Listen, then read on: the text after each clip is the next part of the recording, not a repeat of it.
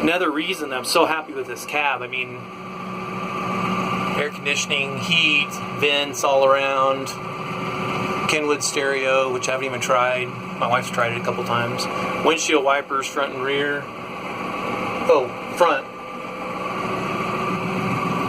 There's a little kind of a sunroof or vent on the top. You can see that. You can let the heat out if the heat's built up. Let it circulate. There's some windows on the side here that open and close. And it's kind of still cool this spring. I've just been running with those open, no air conditioning. These are the front work lights and the rear work lights, windshield wipers, squirters. There's no rears there, obviously. Doors on both sides. I mean, and there's this window on the back, little lever, struts that push it out so you can look back at what the heck ever you're doing back here. It's pretty sweet. And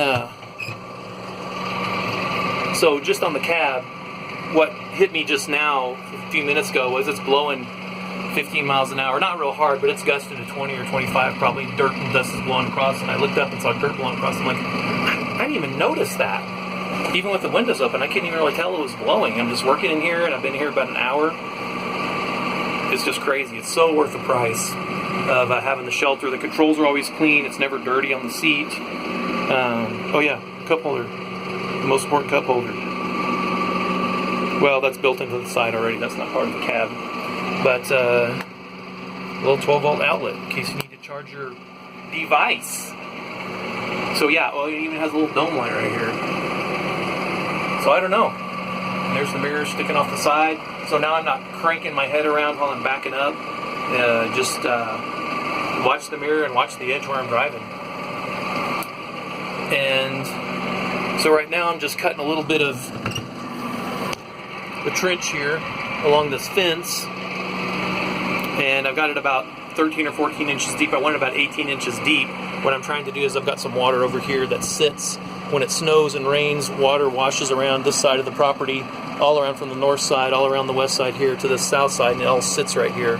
And it just turns to mush and mud, and the snow accumulates there and builds up, and we get stuck there. UPS has been stuck there twice. We've had to pull them out once with the pickup, and I've gotten my diesel stuck there and many times and had to pull it out. So what I've done is I've kind of beveled the dirt right here and kind of dug a little bit of a trench with a box blade, and that trench tapers down to right here, and I've cut a little slot right there under the fence, but I'll enlarge this. Once I get this trench right here down to the depth that I have on this side over here, I'll go ahead and enlarge that. Then I'm going to bevel the sides of this right here, this ditch that I'm cutting. There's the ditch right there, or there's the edge of it. So I'll bevel those sides, and then that way the water will drain off down around this ditch. This is all major slope down here. Of course, I've got to clean the dirt out of the ditch that I've been piling up there, and it'll flow off around the property there and down around the side of the road and hold down there. So I really wanted to divert it off over here, off this side over toward the pond, and I cut this ditch over here with the backhoe. I cut a 100-foot ditch, 3 feet deep, with the backhoe in about an hour and a half. And I don't really have backhoe skills, I'm just saying. So it's pretty sweet. And the backhoe, of course, is over there sitting. I took it off a couple days ago. It's an 18-inch backhoe bucket, so it does a really good job, even in inexperienced hands like mine. So that ditch I cut, and that was my original plan, to put a big French drain in. I had no idea that rock was going to be so expensive. I thought it'd be $100. I didn't know it was going to be $500 to fill that with gravel, and then pipe on top of that. So I changed my plans and thought, this is not even going to cost any rock. I'm just going to go ahead and bevel this over here. The water will run over here and then off this way. So that's my final plan. And we should get some rain in the next day or two, so maybe I'll get to test it out and see how it works.